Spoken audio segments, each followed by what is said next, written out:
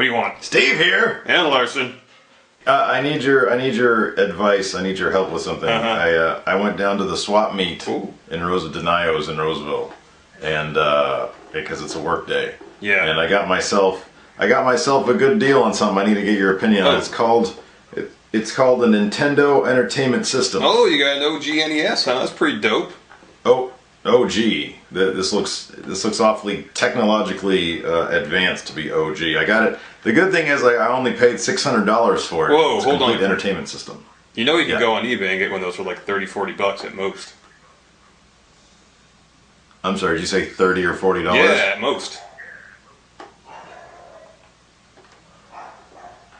I need to start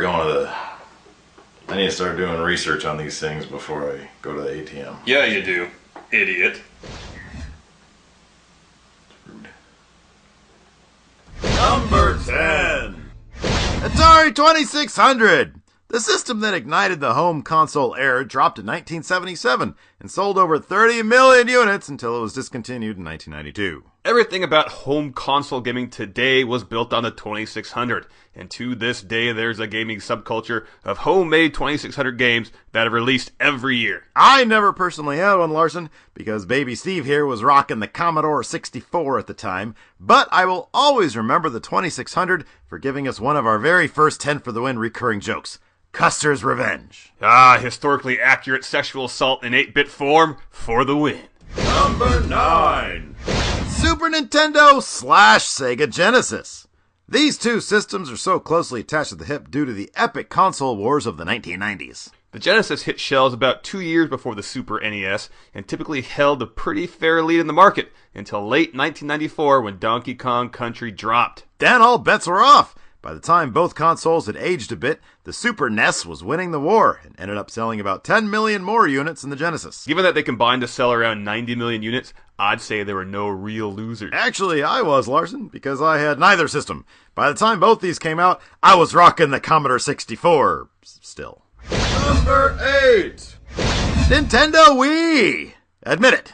When you first heard about or saw the Wii demo, you thought that motion shit was pretty cool, huh? And then I tried it myself and realized how much work motion gaming is. Pass! Very well, friendo, but a lot of people didn't pass. And for a spell there a few years back, the Wii sold in the mega numbers, as it appealed to a much broader demo than your typical home console. Be it sports bars hooking the Wii up to their big screens for some drunken Wii boxing, parties centered around Wii bowling, or fatties trying to burn calories on Wii Fit, the Wii seemingly had something for everyone, and has sales nearing 100 mil.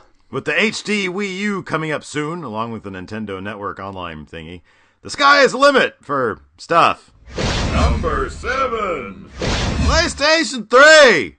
Certainly the most advanced of all the gaming systems on this list, the PS3 has taken home entertainment to new levels. With processing power in the 1.21 gigawatt range, the PS3 sports faster and fancier graphics than any other console, Blu-ray playability, and the PlayStation Network, and has spawned a mini-console-esque war with Xbox Live, known today as the Flame Wars. Once my Commodore 64 is discontinued and irrelevant, I might have to pick up one of these puppies just so I can talk shit to 12-year-old Xbox 360 fans on YouTube comment threads.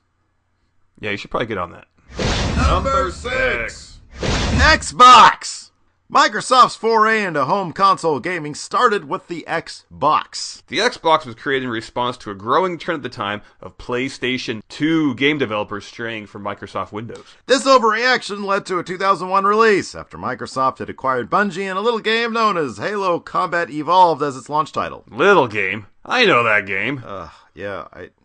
Anyways, originally the marketing geniuses at Microsoft didn't like the name Xbox, so they left it off focus groups to determine a name for the new console until later test markets determined Xbox was actually the favorite among the masses. Other potential names for the Xbox put forth in focus groups included the Fuck Box of Awesome, Cobra Kai Box, X-Sox, X-Pac, and the Nipple Gaming System, NGS. I like that one. I like Nipple one.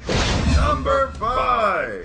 N64! The successor to the Super NES dropped in 1996 and featured 64-bit graphics, so we could see Mario run around in 3 dimensions. It was the last big cartridge-based system, which resulted in some technical limitations that stunted the growth of the N64 and meant fewer game releases. But nonetheless, it hits here at number 5 firmly for the sheer number of hours we spent on it in college. That's right. I took time away from my precious Commodore 64 just to play endless hours of Mario Kart and WWF No Mercy against a then beardless Larson. Shocking, to say the least. And sweaty. That old apartment we cohabitated in the San Fernando Valley smelled worse than much of the beat beaver that was used to shoot porn in the surrounding area. Much less disease in our apartment. Number 4. Sega Dreamcast!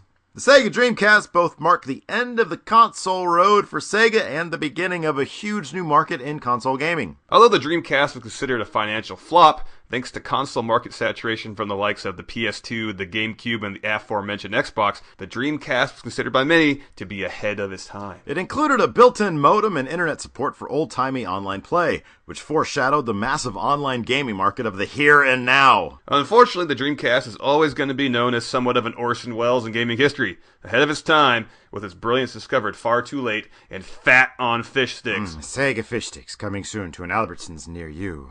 Number 3. Nintendo Entertainment System!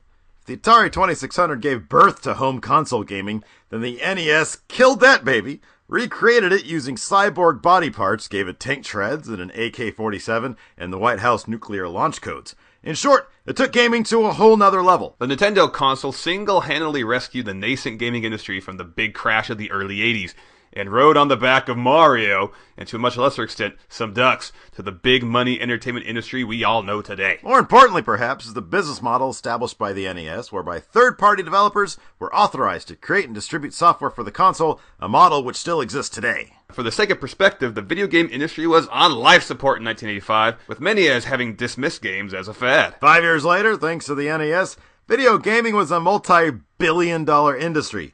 24 years after that, Steve and Larson make a living playing video games. Number 2. Xbox 360! Alright, I'll be honest, I finally got rid of my Commodore 64 for one of these things, and may I say, how gaming has changed since 1982, Larson. The Xbox 360 hit shelves in the 05, and well, come on people, you all know the deal. We can't really tell you anything about today's most popular console you don't already know. Although, we do have some breaking news for you. We heard a very credible rumor that the 360 successor, the Nipple Gaming System 720, might be hitting the store shelves as early as August 26, 2012. And its launch title might be a collection of fish sticks related Commodore 64 mods. Hey, wait, Steve? Yes. Yes. Did you make this rumor up? Just from your brain? Yes, and if you like fish sticks and Orson Welles, find me on MySpace at myspace.com/Orson Loves Fish Sticks. Or follow me at Friendster at friendster.com. No. Back to your closet, Orson. Oh, okay. I'll go back into my I'll give you a closet. steak. Okay. Oh, I'll have two. Number 1. PlayStation 2! Shit sold over 150 million units, Larson. So yeah, it's gonna be number 1. And that number is still rising. The PlayStation 2 has still not been officially discontinued, and as recently as 2009, Sony went on record as saying its lifespan will continue until demand isn't there anymore. And the thing still sells at a cool price point of like $99. I still remember my first PS2. I bought it from my friend Kenny out of his trunk after he bought it with a stolen credit card. Or wait, maybe that was my Commodore 64. I don't know, man. My memory of the 70s is pretty sketchy. And if your memory of the 70s is sketchy, help Steve fill in the gaps on the Facebooks at facebook.com/Steve and Larson. Or follow my horrible memory at the Twitters. Twitter.com/Steve and Larson. I think you got syphilis. It's eating away at your brain. Yeah, I don't know. I guess 10 years living in the San Fernando Valley probably did that to me. It just eats away at my brain through osmosis. I got syphilis by osmosis. Not sexually transmitted, just osmosis. Fess up, you pickled your prick in the cunt brine of a lot of porn stars. Just say it. Is that really a bad thing? I would think I'd be hailed as a hero. It's bad if you don't wrap your shit up. Oh, come on.